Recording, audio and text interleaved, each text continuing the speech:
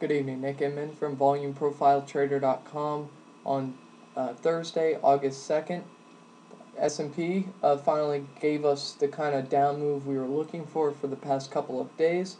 So we got to take advantage of that little move to the downside, and now we reassess and we need to figure out where we are in this market. So first things first, I think it's right to point out 1338 up to 1371. There's a lot of volume there, and it clearly outpaces the rest of the past 52 weeks, and we need to pay attention to that level. And it's only a 30-point range, but in hindsight, what's going to happen is the market's going to break off one way or the other from this range, and this is going to be the base. This level here, 1340 to 1370. It's going to be the base for some type of move to the upside. So that's what you're kind of looking for. I don't know if I said upside, but upside or downside. So what you're looking for is a potential move off of these levels. So let me just point out first the 55-day moving average, and the reason why I use 55 instead of 50 is because it's a Fibonacci number, and something about that just makes me a little more comfortable. After all, I don't think the 50-day moving average on like the S&P, it matters, but it's not very accurate versus some other, like for example, some stocks that react very well to the 50-day. I don't think the ES or the S&P does. Maybe it's just me, but whatever. But anyways, with that said, others watch it, so I keep an eye on it. But this is coming into that zone, and in the next couple of days, it's going to be pushing up towards 1340. That is pretty bullish for a potential base and continuation. So let's just say in a week or so, the 50-day, 55-day looks like this. Price comes down. All of a sudden, pretty decent opportunity. 200. This is actually the 233, another fib number. That's going to start moving higher. Once 233 trading days are once 233 trading days are above this level, you're going to see a lot more push to the upside in terms of momentum, and that's something to take into account for. So let's look at the hourly chart, the monthly profile, to really get an idea. And I know this looks a little sloppy, so let me first explain. Well, actually, I'll delete the lines first and then explain. Alright, if you recall, and you can look on my Twitter to find out, I wasn't necessarily a buyer down in this range. I was rather market neutral, but I said once the market gets above 1348, 1350, and holds it, you have an upside, move. And sure enough, the following day, Thursday, we get that. It holds those levels, and you get a reversal and a push to the upside. Well, guess where we came down for the lows today? Point of control for the year, for the month of July. Let's call it 1340 or 1350. The lows today, 1349.25, and we saw a reversal. So if you get involved at these levels, for example, on the S&P futures, and I'm not saying that you'd be buying right at 1350, you wait for confirmation that there's buyers there, and then you go with it. So let's say 1351, 1352. You're holding a position that goes 10 points in your favor. In the S&P futures, that's equivalent to $500. So not bad, and obviously the more you trade, you can multiply that. So moves like these are good trading opportunities throughout the day, and actually it puts you in a position where you can change your stance in the market. So when the market was rising, I went from a bullish state where I actually hedged around 1370. That's when I started to hedge for a potential retrace down to 1350, and it didn't work at first, but as the market topped out, you get an opportunity to scale out of some gains, maybe pressure bets to the short side some, and eventually see a break. Now it just happened to be that way. If it kept going, that's why you stay involved on both sides of the market in a range-bound market. That's what's important. So right now, I am net long, and I do have protection to the downside. This, I'm just going to point it out. Let's call it 1362.50 to 1366, this high volume area here.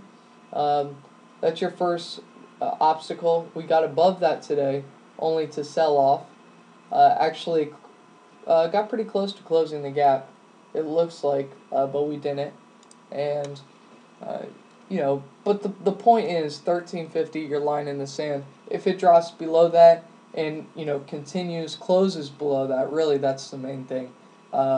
Then you have to reconsider your longs. But I'm going into tomorrow's job report net long, but I use the SPY, and this is a direct bet for the employment number. If the employment number, let's say it's horrible, or let's just say regardless of the number, the market sells off. Market SPY closed 136.64. I bought, and expires tomorrow, the 136 by 135, the put spreads. So what I essentially did was paid, I think it was 30 cents, maybe it was a little less than that, I don't remember, 30 cents per spread, and what that does is it gives me protection down to 135. So on that 30 cents, I can make 70, and triple my money essentially.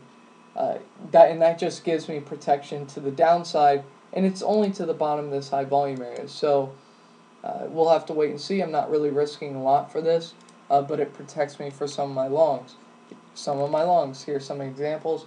Apple, as long as it holds the bottom of this high volume area, which it continues to do, I think you stay long. And I said that you want to probably sell into strength, but once it just kept going and now holding these levels, I think you reconsider until it starts to break down below and closes below, this hourly, call it below 602.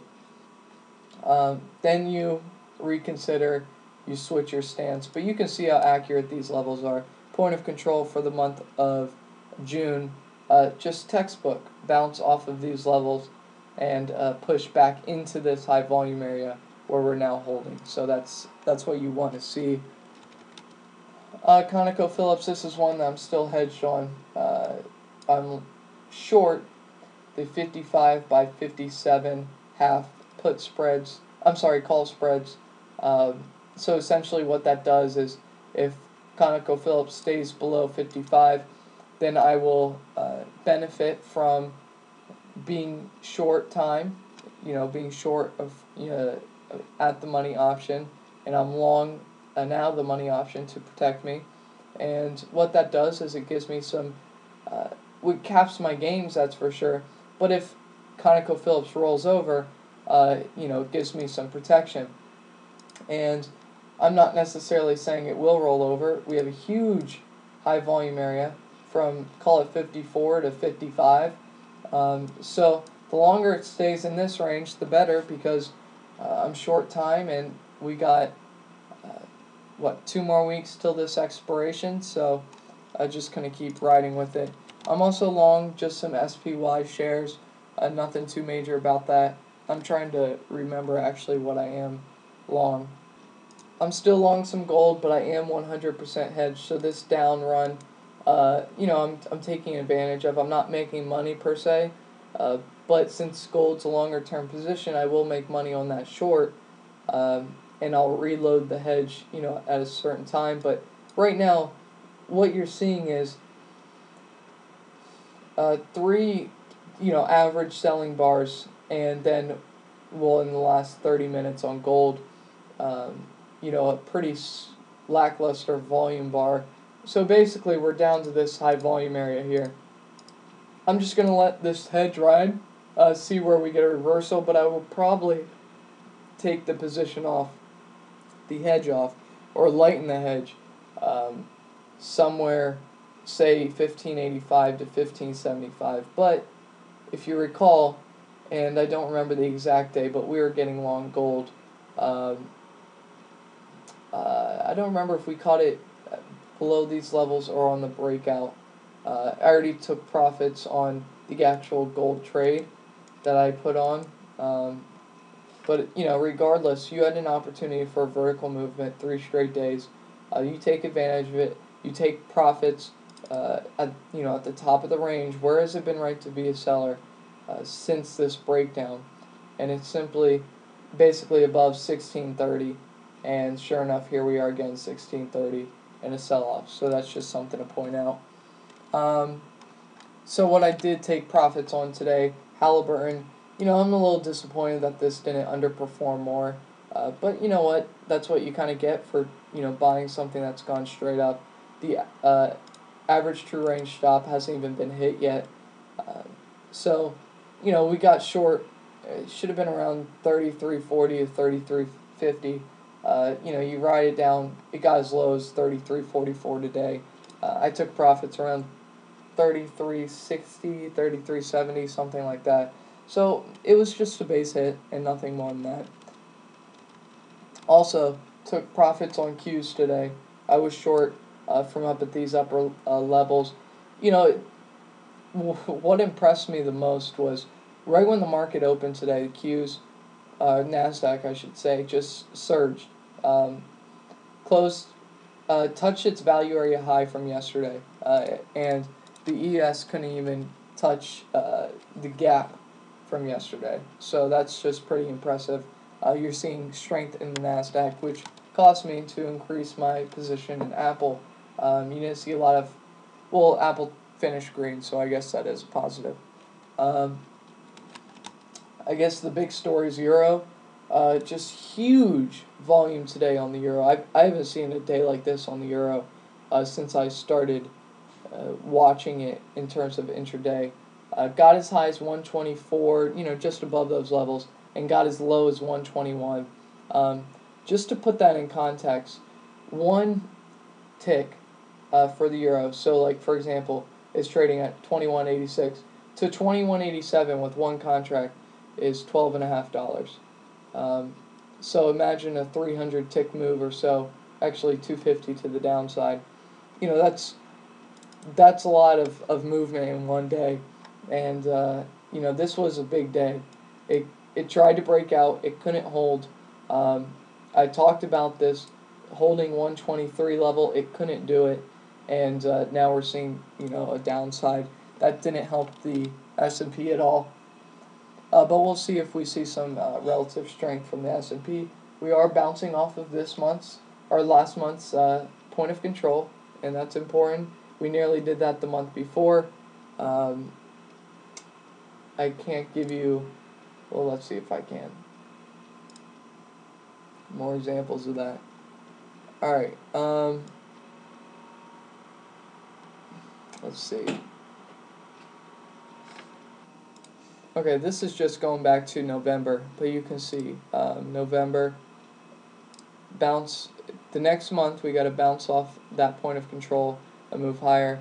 Point of control for December ends at the top. We don't even come back and test that. Same thing for February. We don't even come back to test the point of control. February's profile. March comes back, touches it. That was the low, and then all of a sudden we get something different, which is a break of that pattern where you're getting a bounce off those levels. Now we break it, and our range is defined. Just to show you, I guess, we'll just keep this going. We'll mark all the point of controls. Let's see, February's point of control held for a second. January's held for a second. Didn't get down to December's, I think it was, or January's.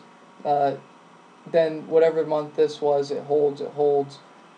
This month was a little bit of resistance, and what's this? April. all of a sudden April is resistance. So it's kind of funny how those work, right?